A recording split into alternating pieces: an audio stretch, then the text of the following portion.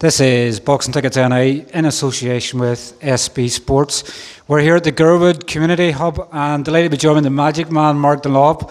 Mark, we're 11 days out from your third show of 2023 and just thinking of this, we were just in the venue there sort of looking, seeing it empty, obviously from what it was the last time, but sort of recapping back, just over a year ago you had your first show here in the Gerwood, and I'm excited probably as much as you are, and obviously your show here next week and again, you've went even bigger this time. Yes, well, as I say, we've done the first ever pro show here in the Gerwood last November, and it was a complete success. It was very, very good. It's an expensive venue for small halls, but it was a great night, and I said we'll go back this time. We'll have another go at it again because it was, there was good fights and tickets were going well, the same as this show. So I'm just down here now, having a walk around, just checking over, having a site meeting with the manager, and everything's all good to go for next week. I guess, I first found out about this show sort of just after obviously Conor Quinn's obviously fighting the Fela. You'd sort of, sometimes there's no word of anything sort of happening, and obviously the card built very quickly. I was actually shocked, probably more than anything, and I said to Owen O'Neill as well, that obviously him and Declan Geraghty going at it was sort of one of them fights that we probably maybe couldn't see coming, but 3 title fights in the card. Obviously Conor Quinn's fighting for 2 belts, British Boxing Board Celtic and Commonwealth Silver, and then Owen and Declan obviously fighting for the vacant Irish welterweight title, but really great card. Obviously 6 fights on the card. Obviously if you just want to sort of talk us through, obviously for anybody who doesn't know, obviously who's appearing on the card next week and what's on the line. Yes, well, the main event this time is Conor Quinn v Chris Liddell from Glasgow. Both fighters are busting for a title fight, so obviously opportunities at that weight are limited, so they've both been sanctioned to fight for the British Boxing Board Celtic title, as you mentioned, and the Commonwealth Silver title. So it's a big night, for both boxers. Chris Liddell's tough, come forward fighter. Obviously Conor can box and fight, so it's going to be a real explosive fight, to be honest with you. And while obviously Conor would be the favourite on his amateur form, it's a boxing match, it's a title fight, and whenever there's a title on the line, it makes fighters dig deeper because this is their dreams. Someone might be the only title they ever fight for, and I think it's going to be a fantastic fight. And obviously Owen O'Neill and Declan Geraghty, obviously Declan you just signed to the stable, and straight away he's obviously, I guess sometimes fights are easier to be made when you're both with the same manager and promoter and everything else, but obviously Declan and Owen, and it's a sort of interesting one. None of them want to be the favourite in the fight. Declan's obviously saying that Owen's obviously boxed at a higher weight. Owen's obviously saying obviously Declan's a 12-time Irish champion as an amateur. He's had more obviously amateur fights than obviously Owen's probably had 10 times, 10 times many fights. None of them want to be the favourite in the fight. They both want to be the underdog, but a real classic sort of fight. Obviously Declan probably regarded as one of the very best amateurs, and Owen's obviously all hard work, and he's obviously don't look at the amateur career and look what he done here the last time around, obviously down on the scorecards and but just as one and only stoppage he's had as a boxer. Well, yes, exactly what I said before. It's a title fight, and whenever there's a title on the line and 2 boxers want to win it, and it's something that none of them's won before, they're going to both have to do something that they haven't done before, and I really believe that it is a genuine 50-50. Yes, Declan is a really good boxer, and he deserves a break. Owen has had a target on his back for a long time off everybody, but when I signed Declan, I promised him an Irish title fight at some point down the line, and it made sense for Owen as well to put the 2 of them together. I wanted to try and get, obviously Declan was due out before this show, but obviously the show was cancelled, and so as brave as he is, he says no, stick me straight in. I really fancy it. So both fighters are really up for it. It's a really intriguing fight. They're not, none of them is notorious punchers, so I think we're in for a 10-round, real good, tough battle. And I couldn't pick a winner. I know I'm going to sit in the fence and say it because I manage both guys, but the fans are the winners here, really, of this fight. And obviously Colm Murphy back out, obviously after winning an Irish title last time around. I was sort of looking in, and I know Mark Mead obviously does amazing obviously photography, as he sort of has alongside us for a while. But obviously, I don't think the last couple of fights, Colm Murphy hasn't come out without blood somewhere. He sort of seems to be the new blood man of Irish boxing. But obviously now 8 fights in, Irish and Celtic champion, and it's sort of, obviously there's no title on the line for him this time around. It's sort of preparing him for the next steps. But obviously great to have him back out in a venue that he obviously had his first success in last year. Yes. As I say, I try and get all the boxers 3 or 4 fights a year. This is Colm's third. He was unfortunate this year with cuts and injuries. It's unfortunate, like it is boxing, but he's learnt a lot and he's come through a lot. I think in terms of like real step-up fights, I think that will do him until next year. But I want him to get more learning fights, more experience. So he's out against a tough Colombian, and you can't take any of these guys who come over here lightly. These Colombians can be anything. We don't really know much about them because the opponent he had fell through this week. So now he's got to deal with, a new opponent last minute. But Colm's never out of the gym. He's like, very, very dedicated young lad, and he will go to the top. But we're just going to take our time. Do you sort of look at, I always look at Colm and obviously know that his reactions say everything. Like, obviously, most of the fighters that's on this card are probably model pros and what you sort of want.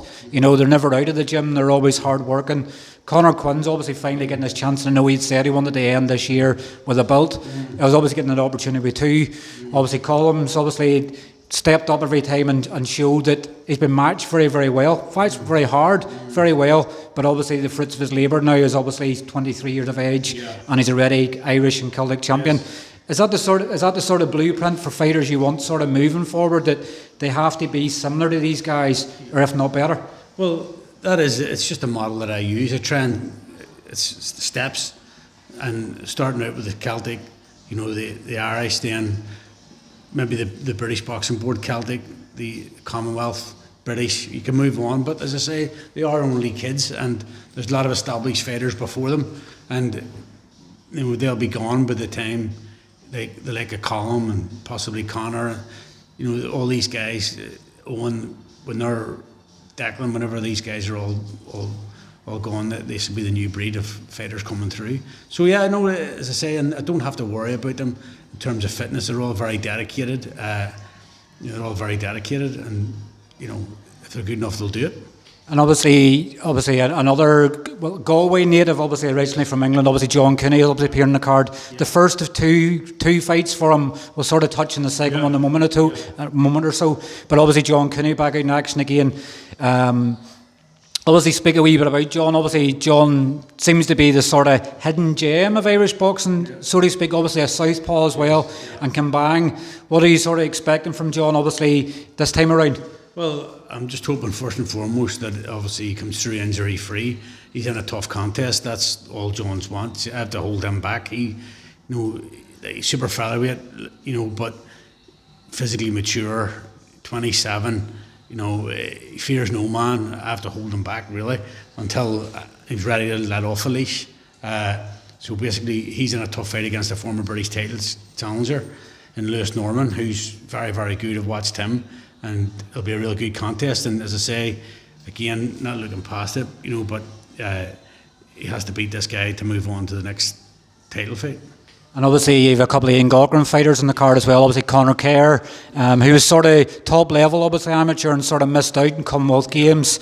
And obviously Dominic Donegan on again, but obviously both them sort of, I guess at different stages. Dominic sort of supposed to have the rematch with obviously Graham McCormick in Dublin, and it fallen through. Obviously Conor Kerr made his debut in Wales, and by all accounts from what Dan Anderson was saying, seems as if he's really grasped the professional scene already. So obviously another two guys, they obviously fill out the card, but it shows that you're happy and willing to work with everybody in Irish boxing to give people opportunities. Oh yes, first and foremost, again, I'm a boxing man through and through, so I don't have any, obviously I work with everybody, I don't have any airs and graces about who I'm working with and who I won't work with, and everyone wants to work with me, so that's important. And obviously my fighters get huge opportunities, and as long as they're patient and train hard, that'll come. And hopefully the same for Ian Galgren's fighters, and starting off with young Conor Kerr.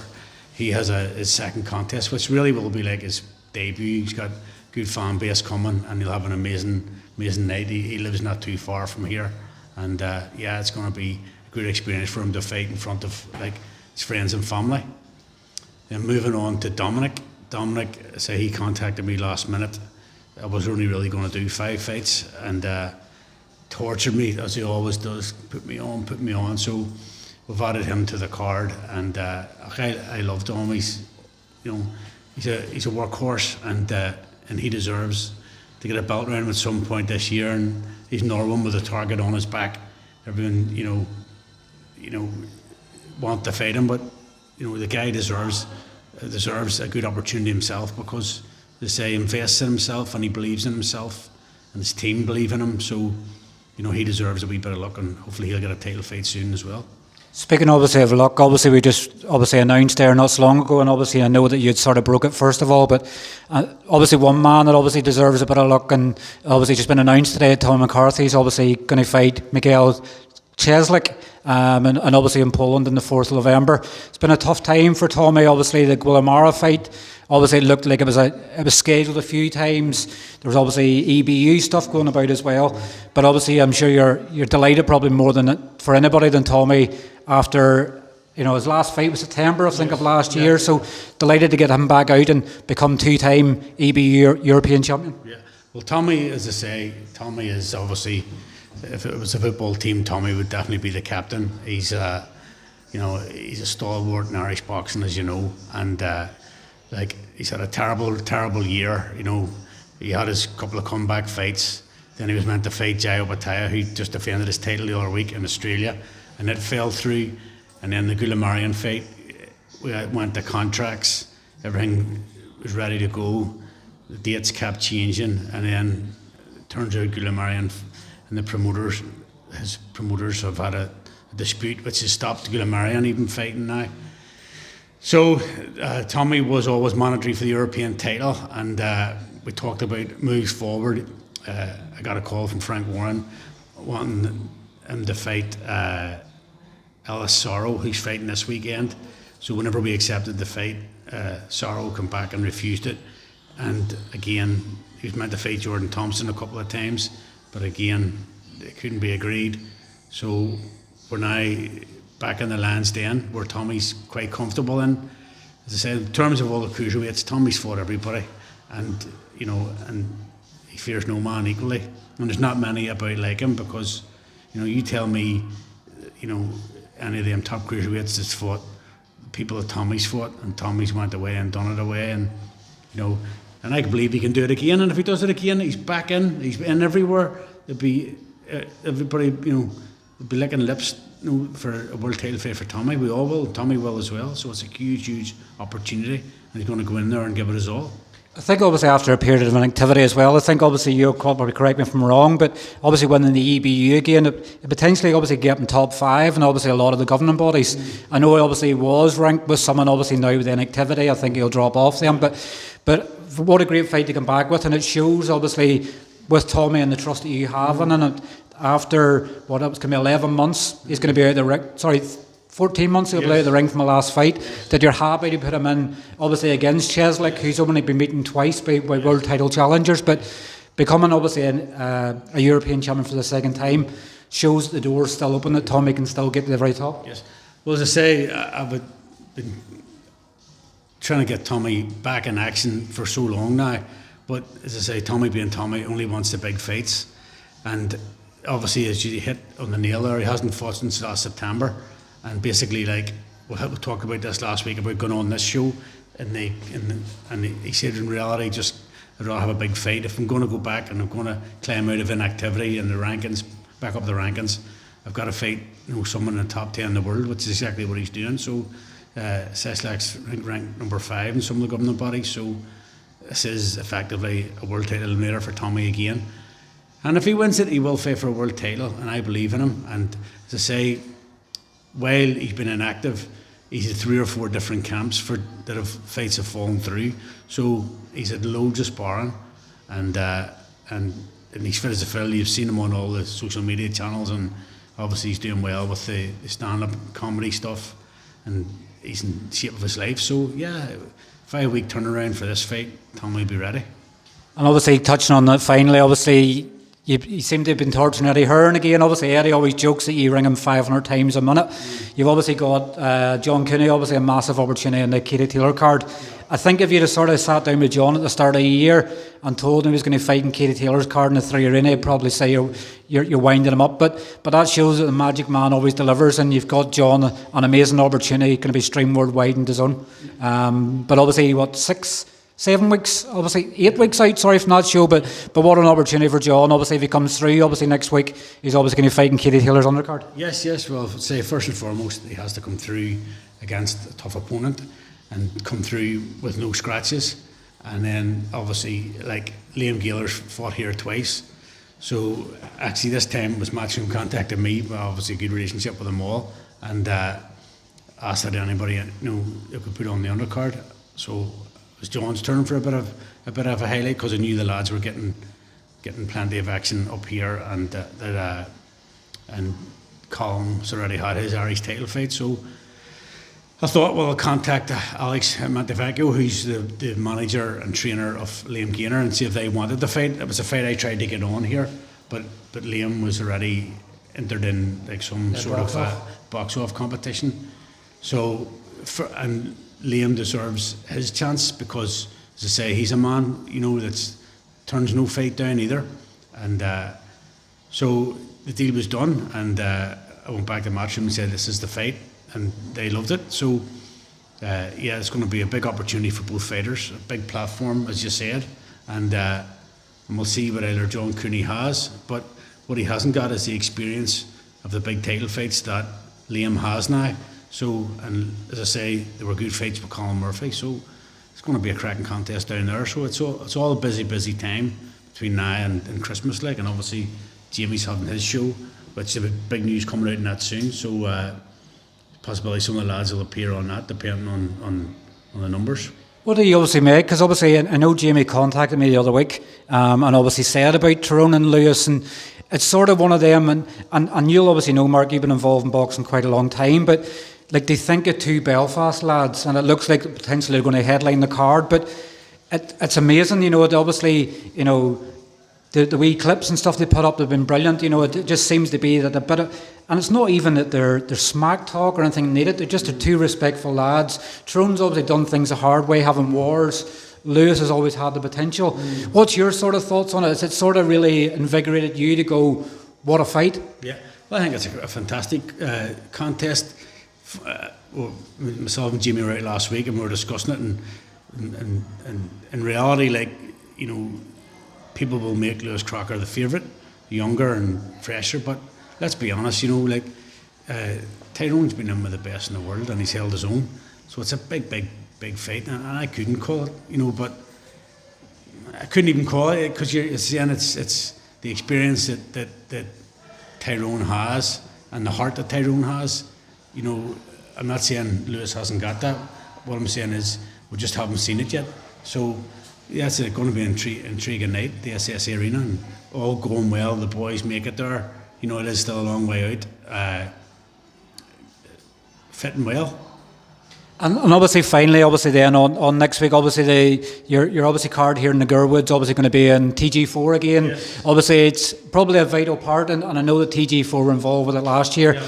But obviously TG4 seemed to be the only broadcaster in Ireland that obviously wanted to get behind boxing as well. So it obviously seems to be a really good partnership, Mark. You've linked up with TG4, that they're obviously happy to come to Belfast, and obviously they know when they come to Belfast and they come to Mark Dunlop shows, there's going to be a really, really great night of boxing in the store. Yes, well, as I say, I've worked with them for over a year now, and they've obviously been watching cards that have matched. They've been helping Jamie out, Conor boxing as well, with our shows, and they've all been great fights.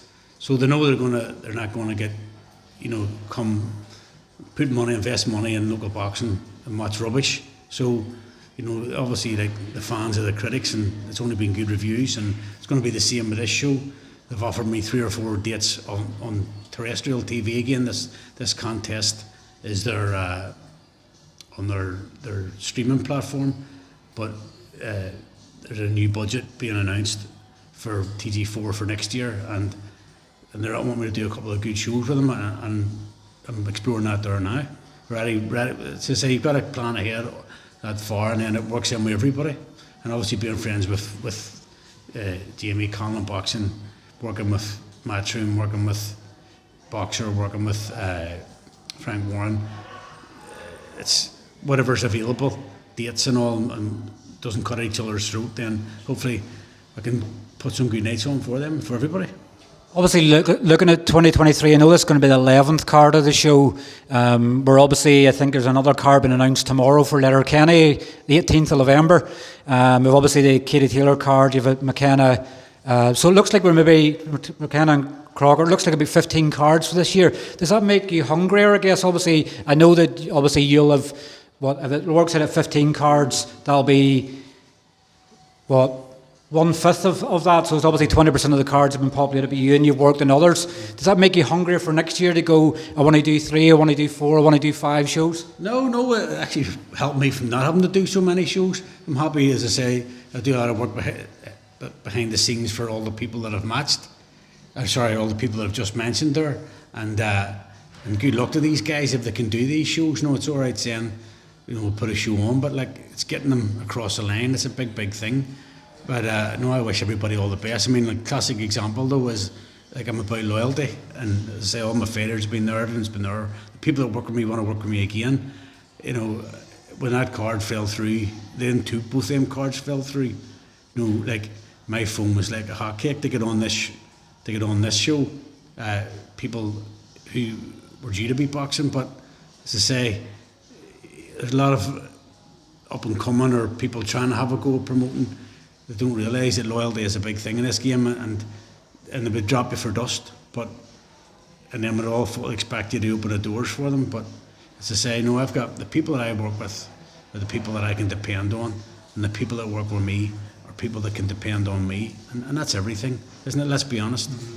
And obviously, when you're speaking of loyalty and stuff there as well, obviously I know someone that you work with quite a few times. Byrne obviously has announced his own promotional stable.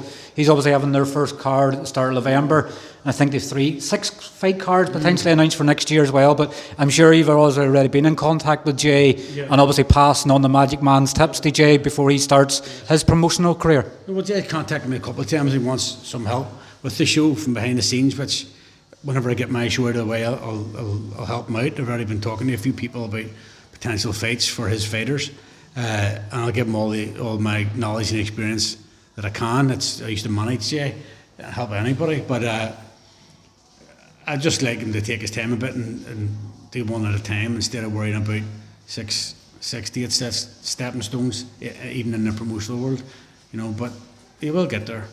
Well, listen, thanks very much for your time as always, Mark. It's good to have you non-stressed before fight week.